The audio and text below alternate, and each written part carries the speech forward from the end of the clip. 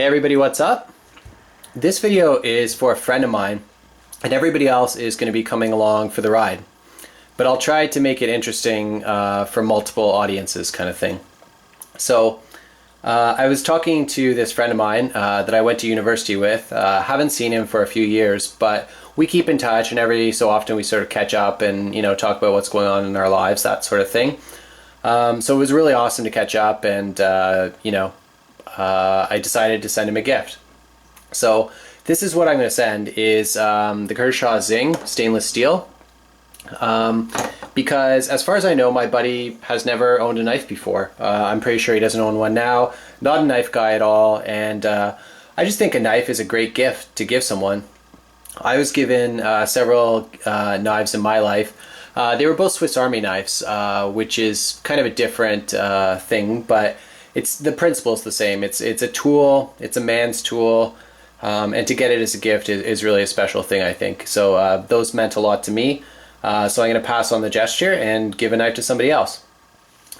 So now this is for my friend, okay? So listen, buddy, I've sent you this in a package, and along with it, I've also sent this paracord bracelet. So paracord is this type of cordage that's used in parachutes. That's where the name comes from. But it can hold up to 550 pounds, so it's very strong. It's made of nylon, and it's sort of like an outer shell with 7 individual strands on the inside. So the whole thing behind a paracord bracelet is you wear it on your wrist, of course, and it basically gives you a small supply of cordage that you can unravel if you needed it in a survival situation. And there's actually a lot more cordage here than it looks like. There's probably 10 feet of the blue cordage, but then within there's those 7 individual strands that are about the same diameter as like dental floss, maybe a little thicker.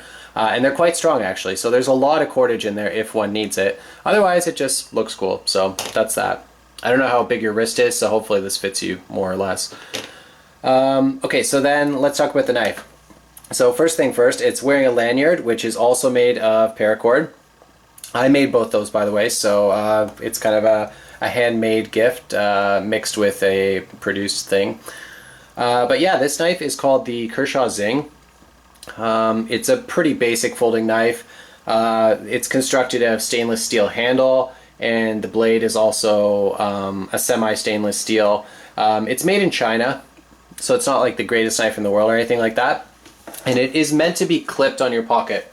So let me just show you that quickly. I've got a pair of shorts here. So you could carry it just loosely in your pocket if you want to, but it's going to be banging around, and also you stand the risk of losing it. So you see that it clips nicely on the pocket there.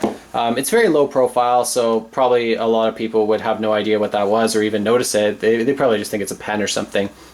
But it's easy to get out, and you're not going to lose it. So that's that. Okay, so now about the legality of knives and carrying knives in Canada. I'm not a lawyer, obviously, I'm not a policeman, but I carry a knife every day. I've never had a problem with it. These knives are sold in Canada, so they are legal.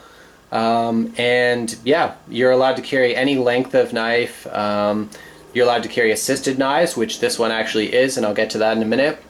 But as far as legality goes, there should be no problem carrying this.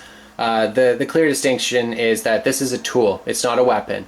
If you were stopped by a police officer and they see the knife and they say, "Why are you carrying that?" It's a tool. You're within your rights to carry it. It's the same as a screwdriver, a multi-tool, a Swiss Army knife, whatever. It's a tool. If you say that you're carrying it for self-defense, well, that could be a problem, because you're not supposed to use anything for self-defense. You're supposed to call the police, right? So that's that. So anyways, just a clear distinction to keep in mind, but there are no legal reasons why this is bad to carry. So next, how to open the knife. It's a flipper design, and there's also thumb studs on it, but for a beginner I recommend the flipper. It's nice and easy, no hands in the way of the blade. Make sure your hands are clear. You push the flipper towards the handle and the knife opens. So you might say, "Oh wow, that opened fairly fast."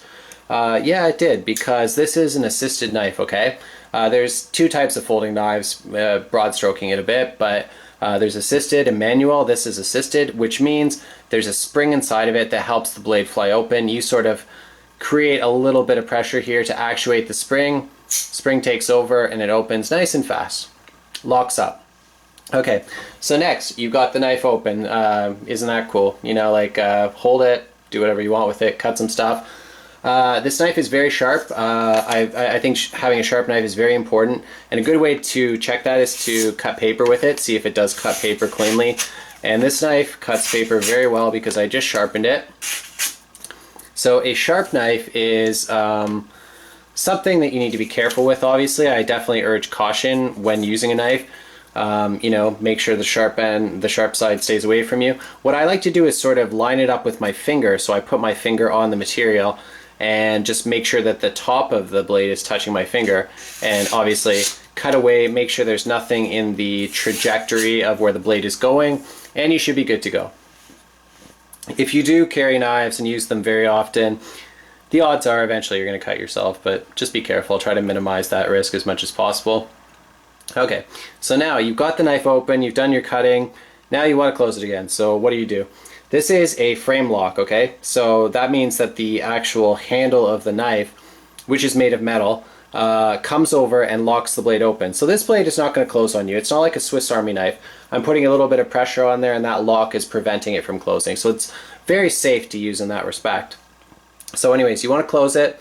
All you do is push the handle back over to where it started from, and then you can close the blade. Okay, so you see where the handle is now. The blade is sort of in between the left and the right side. You open it, and now the lock is there. So you just push the lock back to where it started from, and then you push down the blade. Get your fingers out of the way, you don't want them down there, and you close it. So that's that. So yeah, I'm gonna send this off tomorrow with the bracelet, and I hope it finds you well. I hope you enjoy it. All the best, man. Like it was great catching up.